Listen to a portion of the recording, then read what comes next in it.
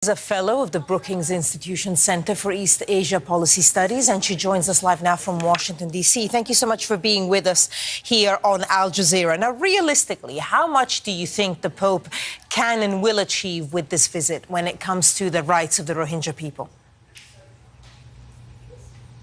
Well, I think, first of all, it's important to highlight that the Pope is there for two reasons. The first reason is to demonstrate solidarity with the Catholics, who form about 1% of Myanmar's 52 million people. They too have been marginalized, and perhaps not, and definitely not to the extent of the Rohingya people, but the Pope is there to demonstrate solidarity with fellow Catholics. Second, the Pope is there also to highlight the suffering faced by Rohingya refugees. About 700,000 of them are in Bangladesh. Whether or not he manages to achieve a conversion of heart of the military leaders as well as Aung San Suu Kyi, I think that's highly unlikely. But I think it's very important that the Pope is able to highlight or shine a light on the Rohingya crisis, which the United Nations describes as the fastest growing refugee crisis in the world.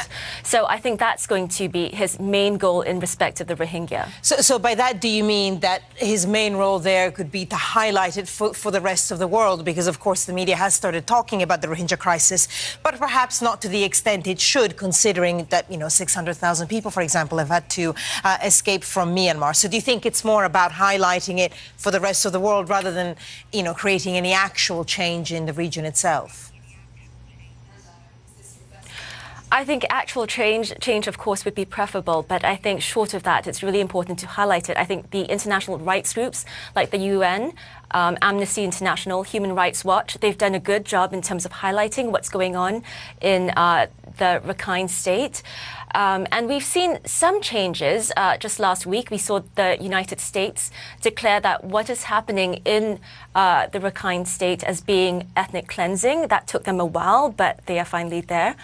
But the question is whether or not change can come fast enough to make a meaningful difference for the Rohingya. Already more than half of their population has fled Myanmar, carrying with them horrific stories of killings, rape, torture, arson and looting of entire villages.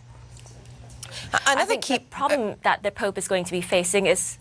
Forgive me for interrupting you, but another key point that people have raised is the issue of using the term Rohingya itself. The Pope has been advised not to use it because it seems to be a toxic term in Myanmar itself.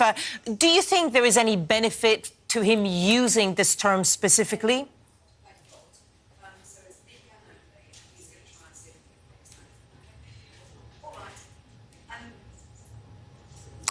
Apologies, we seem to have lost sound to our studio in Washington, D.C. I'll just give it a few more seconds to see if our technical people can. But no, unfortunately, we have lost sound there. That was Lynn Kuok from the Brookings Institute Center for East Asia Policy Studies discussing the Pope's visit to Myanmar. The Pope there, obviously, there to highlight the plight of the Rohingya people, 600,000 of whom have abandoned Myanmar and are now refugees in Bangladesh.